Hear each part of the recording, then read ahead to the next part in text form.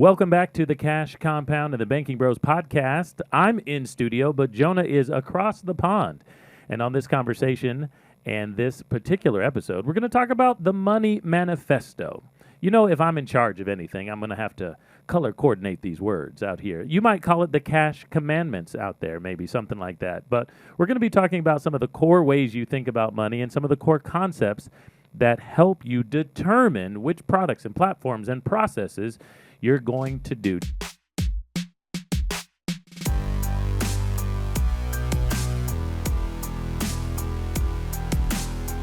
Jonah, I'm going to give it to you in a little bit of a question and trial and error format to see if you really have a doctrine and a format that you come to everything from.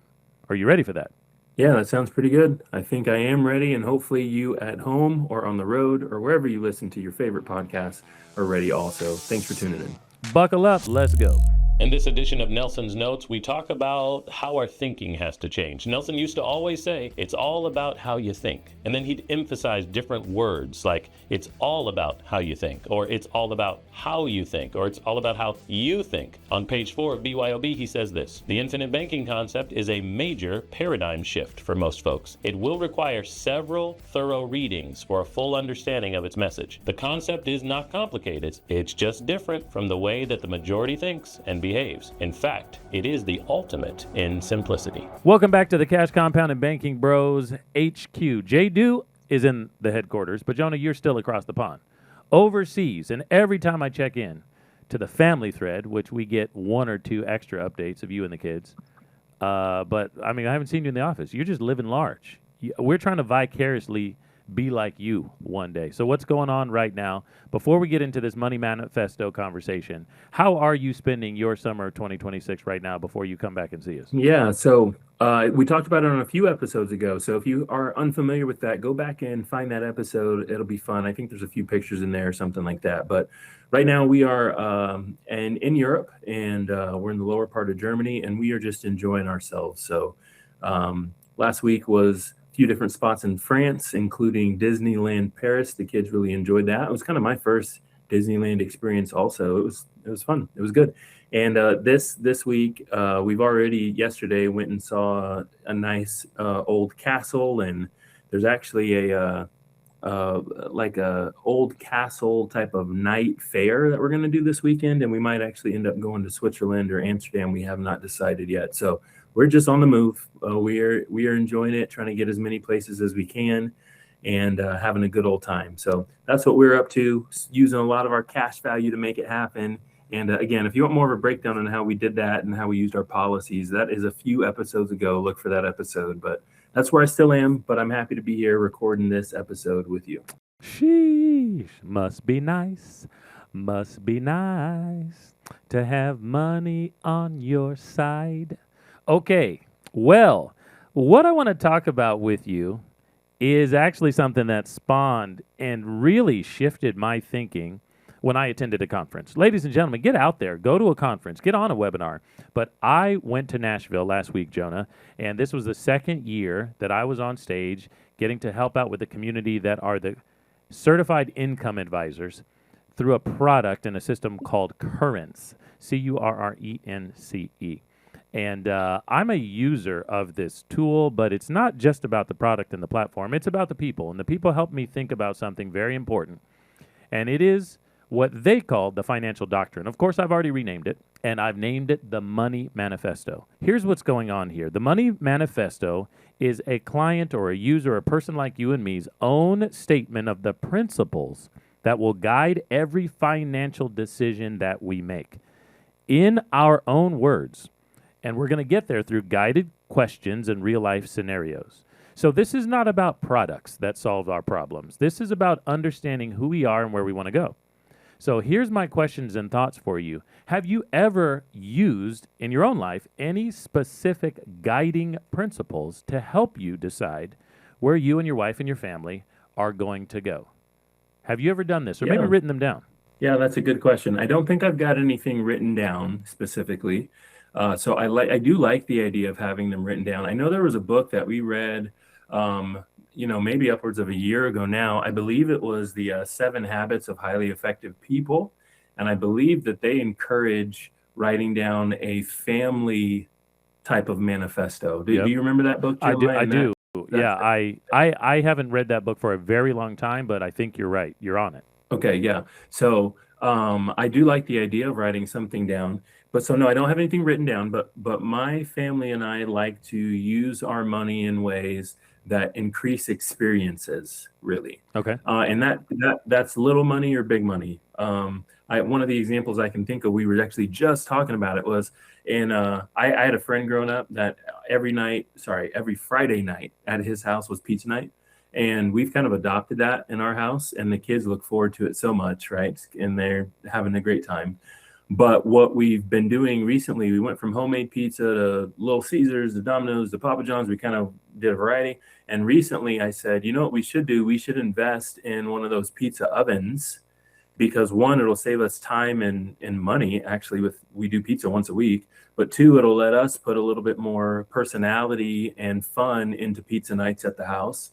And so even with little decisions like that, it's kind of all dictated around experiences and dictated around family. So no, we haven't written anything down, but that's just an example that came in my head just because we were just talking about it. That's like how we use our money in certain ways. And like I mentioned at the beginning of this episode, if you go back a few episodes and where I kind of outline how we got our summer trip planned and why I'm overseas and stuff like that, you'll hear a lot of that language in there also. I love that. So when we talk about Money Manifesto, I think a lot of people out there, including clients that come to us for free consultations and helping them map out their save and spend system. How do we save this money that comes in? It really starts out with this idea of, who do you want to become? What is money supposed to do for you? Money is just a tool. Money is an amoral object. But I always say it's supposed to bring you cars, clothes, cuisine, and creature comforts. Money's got to flow. Nelson Nash said that all the time. He's the founder of the concept and the developer of the infinite banking concept. Money needs to flow in and out at a relatively quick pace to get you where you want to go and do the things that you actually want to do. So here's the thing we need to think about as money comes into our life. Where does it go? What are the guiding principles about what it's supposed to do for us? So this is what I'm going to pose to you here. I've got 10 principles that I think are pretty healthy for the average person.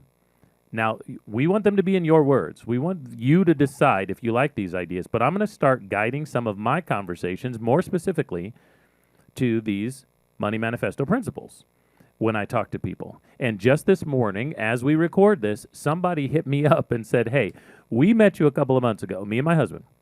We came to your office. We talked some things through. We weren't quite ready at the time, but we really need some help understanding investment ideas, philosophies around budgeting, how to even take control of what. And I said, this is prime time for the Money Manifesto. They need to figure out who they are when it relates to money. Jonah, number one, the idea that I have here is, here's the question. I want to ask you the question. Number one, if nothing changed about your income, how much of it do you feel is actually working for you rather than just passing through?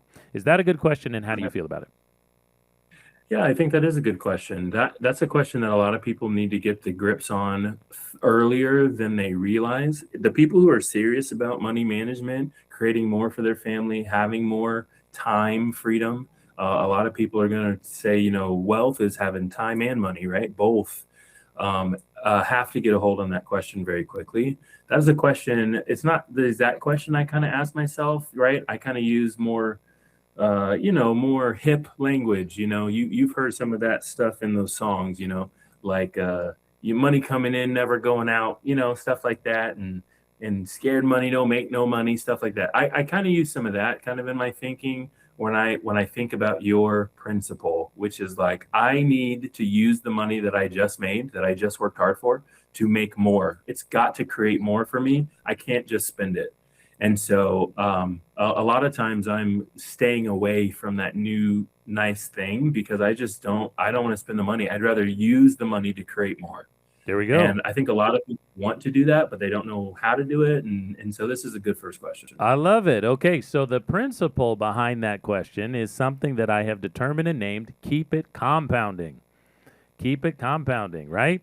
I think you hit the nail on the head. So what we do in a conversation, if you want to have one, guests and friends out there, is we're going to help you come up with that language that Jonah just said. Whatever the language is that makes sense to you in your heart. But I think that principle is keep it compounding. Very good. Number 2, here we go. Between death, disability, and liability, I like those 3.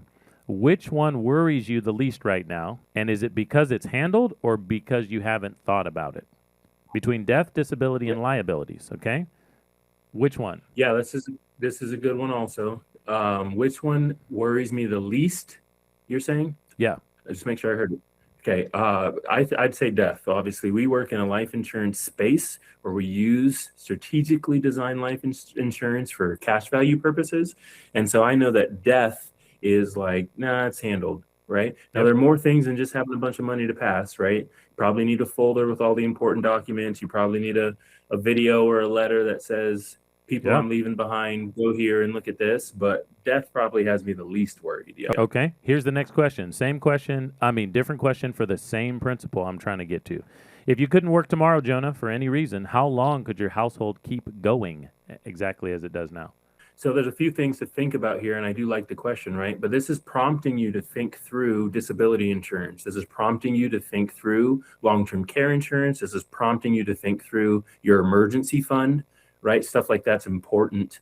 And a lot of these questions are leaning toward, the principle that I brought up on podcast episodes before, this Eisenhower matrix, where you need to stay in a category of important but not yet urgent. And so a lot of these questions in this manifesto are leading toward making sure you're staying right. So again, let me put it in a way that some of the kids at home are going to understand it. If you stay ready, you don't have to get ready. There you go. Right? That's what's going on here. And that's what a lot of these questions are leaning to. Yep. So the principle behind this one is called guarantee the income. And I think you and I are on the same page on this one. Maximize income protection. There are 3 things we've got to, in this scenario, we've got to make sure we've got answered. And it's protecting our income from death, disability, or liability. Very interesting right there. So I like that. So as we get to each of these manifesto statements, right? These cash commandments, what we're going to ask the clients, and we're going to ask you when we have this conversation, fans and friends, is we're going to say, hey, do you think you want to add this to your money manifesto? Do you think this is a guiding principle that's going to help us throughout your whole life, pun intended, talk and walk through products, platforms, and processes? Okay, here's another one. Jonah, right here. Have you ever felt stuck in a financial product or decision you wished you could unwind? And what did that cost you? Sure. Yeah, I think that's a good one. And the answer for me, of course, is yes. And so those are lessons you have to take forward and go, well, I'm not doing this again. I'm going to think through this a little bit differently. It affected this area, stuff like that. I think that's a good one. Yep.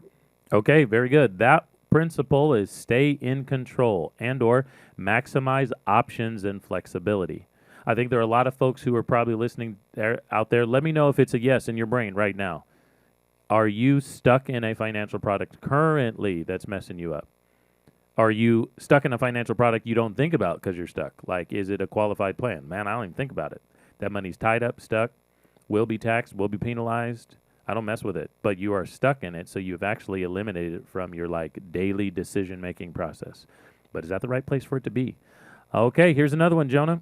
Question, do you know today which of your accounts are growing tax-deferred, tax-free, or fully taxable?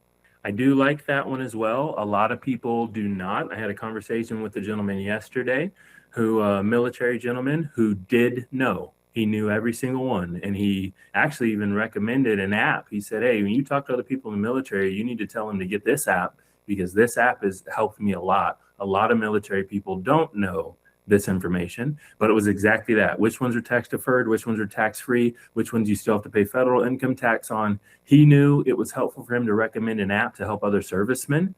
And so I think this is a super good question. Yep. I love it. Okay, so the principle behind this one might be, fans and friends, compound it tax free. Minimize taxes on accumulation. Okay, minimize the taxes on accumulation. If you are having an epiphany, walking through this manifesto and realizing, hey, it doesn't start with the products, it starts with the processes and the people. It's not the product. Figure out who you are and what you need to do next. You need to give us a call. Jonah, here's the next one right here. When you picture living off your savings someday, okay, some people might call that retirement. When you picture living off your savings someday, have you thought about how much of each withdrawal goes to taxes? Yeah, it's a good question. I don't know if I love it. I don't personally, I don't envision living off my savings. That is not the vision I have. I envision living off of cash flow. Yep. That's very different than living off of savings. A lot of people do envision living off of savings, and so they need to ask that tax question. They need to also ask, how long does their savings last in their scenario? How much goes to taxes? That's your question. How much they're withdrawing each year. Those some of the things are very, very important. So, yep. All right. That one is spend it tax-free. Are you in an environment, this kind of connects to the previous question, right? Will it be tax deferred and you're just paying taxes on it later? We have a question that we ask people when they're seeing our guaranteed income for life, save and spend presentation. Hey, what happens when you have a sequence of returns problem? How long are you going to live? Will there be more taxes in the future? What do you think? And people start to have like these light bulbs go off that honestly make them feel uncomfortable in the beginning. Okay, how about this one, Jonah? Think of the last time you needed money quickly. Where did it come from and how did it feel? Yeah, this one's pretty good because a lot of times when people need money quickly, they end up going to some place that's just going to charge them a lot in order to get it. And so, of course, you guys know and should know from listening to us that we go to life insurance to get that money. And so anytime I need money quickly, it doesn't feel like it used to. It just doesn't. And that's really helpful, actually. And so, yeah, I do like the question. I like the question. Yep. Okay, that principle that we might get into, in your own words, of course, but would be never lock it up or maximize liquidity. Okay, ladies and gentlemen, that's all that we have time for on this particular episode. That's not all 10, but if you want to get in a conversation with us about your 10 financial doctrine, money manifesto, cash commandments, or 12, or 15, or 20, you're going to want to have this conversation with Jonah or I. We are the Banking Bros, and we walk and talk people through financial review conversations like this all the time. We want to empower you. We want you to actually leave the conversation feeling good and feeling like you're on a better path to actually getting what you want. Secondly, let's have that conversation in a family reunion environment, right? With your plus one, maybe with your grown children. That can be really helpful as well. We work with families in a multi-generational environment too to help them understand, look, if we're going to build generational wealth, that's a buzzword, then we have to have conversations on a generational platform. We need to have more than one generation of people on these calls. We need to know where that folder is. We need to know who to call when there's a question or a transfer that needs to happen. We need to understand the tax implications, and we ain't giving no money to folks who would be burdened by it. What's the point of passing on a bunch of money to people who don't know how to handle it or don't understand where it should be? We're going to give them a burden. We're going to mess up the next gen. So we're looking forward to a conversation with you very soon on a free cash consultation. Click the links down below on your favorite podcast platform or on the YouTube vodcast version. We'd love to be chatting with you soon to help you come up with your money manifesto.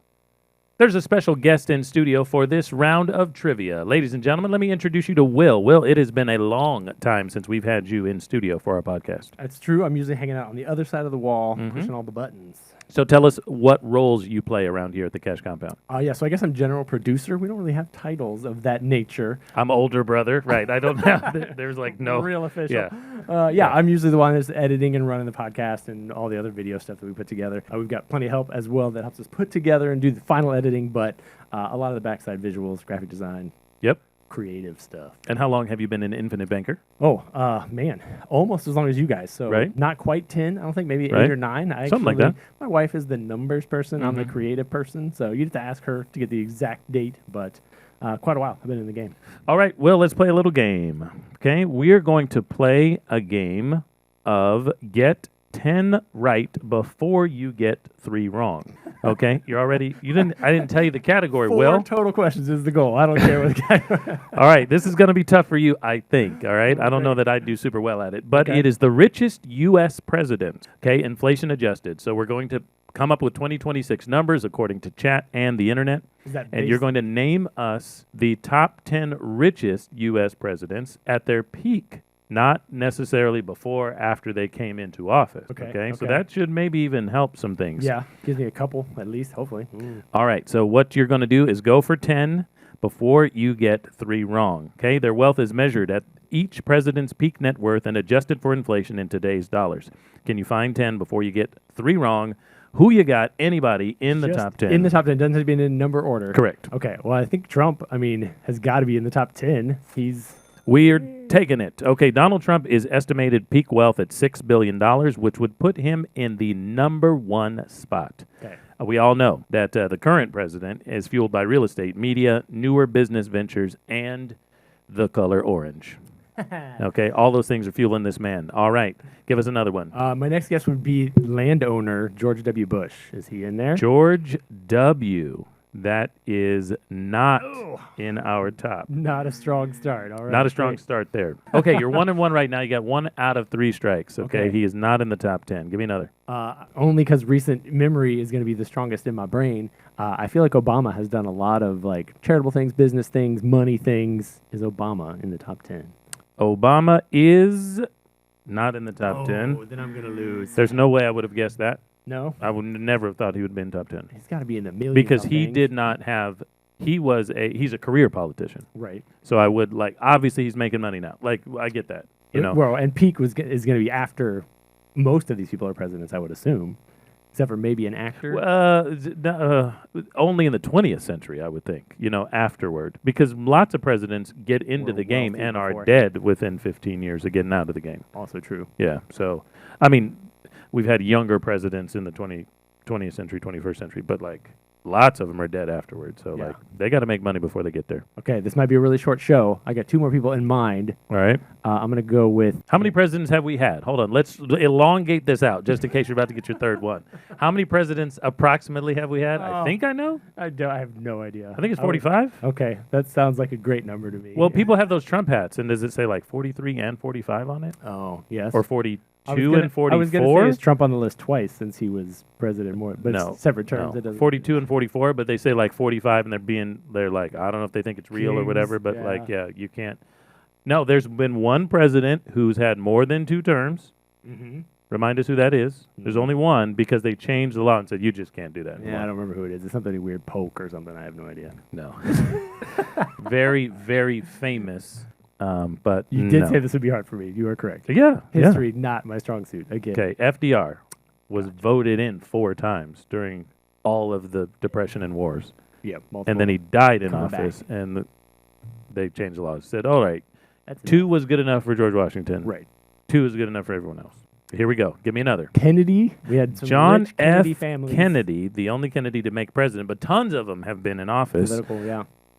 That is correct. Okay, he's I'll take it. estimated to have been peak net worth of $1.3 billion, which puts him at number 2. Okay. All right, he wasn't self-made. He 2. inherited enormous wealth through one of America's most prominent political families, giving him financial advantage few presidents have ever enjoyed. That is correct. We got number 1 and number 2 at least, so that I it's made it to respectable. 4. That was the goal. So But you got 1 and 2, so Oh, that's okay. legit. the top ones, yeah. Yeah. Well, this is because they make the most sense as being wealthy. Yeah. Next guest would be the actor Ronald Reagan. Was he making good money before? I'm gonna think not. Okay, here we go, Will. All right, so Ronald Reagan was an actor, but he wasn't even A-list. Yeah, and he had been out of acting for quite some time. Name a movie he was in. Right, no, Exactly. yeah, He was an actor, yes, but when he went into politics, it was quite some time before becoming president because he was the governor of. Where would you have been acting? I don't know, Hollywood, California. Yeah, California. He was the governor of California. Yeah. Okay, so here we go. According to this particular list that we curated, number 3 was the person I always thought was estimated to be the richest president ever. Okay. I always heard this person prior to Donald Trump because he was obviously had $1 billion. So before him, I'd always heard the richest president was George Washington. Oh. George Washington, What? yes. Often described as land rich. You mentioned that for George W. Bush. Yeah. His wealth came primarily from thousands of acres of farmland in Mount Vernon and not from his salary as president. Yeah, so big time there. Look at me Okay. learning all the things. All right, the next one, according to this list, $285 million adjusted in the fourth spot, Thomas Jefferson. Ironically, Jefferson appears near the top of the wealth rankings, yet extravagant spending and debt meant he died owing substantial sums. I did know he died in debt. That was all I could remember. I didn't know there was anything to start with. All right. Now we've got FDR's uncle. Who's that? Franklin Delano Roosevelt, the uncle. Theodore Roosevelt. Oh. Like he's on Mount Rushmore. Whoa. Okay. Franklin? Teddy came from Not a president. Franklin Roosevelt died in office. His uncle was Theodore. Oh, yes. Yes. Okay. You remember the Bull Moose guy, the guy who got shot Yeah. and still made it through something. And he went to Yale. He's in that famous picture where he was in football. He was playing football at Yale. I think it was football. And, or no, it was a snowball fight at Yale or something. But they black eyes because they didn't wear pads.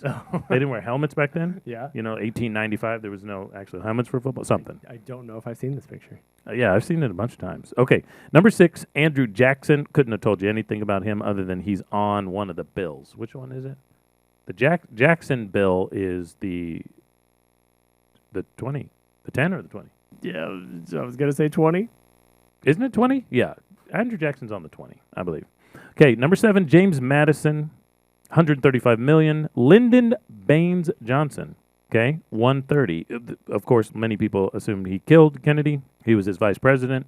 130 million. Also a Texas guy, Yep. Texas landowner guy, and he had like 100 trusts or something like that. Ooh, Yeah. That's where the money's at. Yeah. Okay, Herbert Hoover. Couldn't have told you that. 100 million for number 9. All those And vacuum Bill. cleaner sales. I guess so. The 8-pound orc couldn't touch this guy. And number 10, Bill Clinton. So that's the one that's post-presidency, 21st century. Made all of his money. Tons of money on books and speaking gigs and stuff like that. $90 million estimated net worth. All right, Will. Unfortunately, Hey, I hit my goal.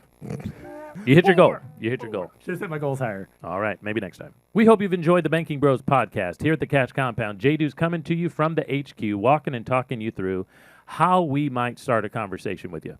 So if you'd like to create your own money manifesto, doesn't have to be right the first time, but we're going to get more right and get you more confidence on your progressive realization to your worthwhile goals and dreams. That's what success is all about.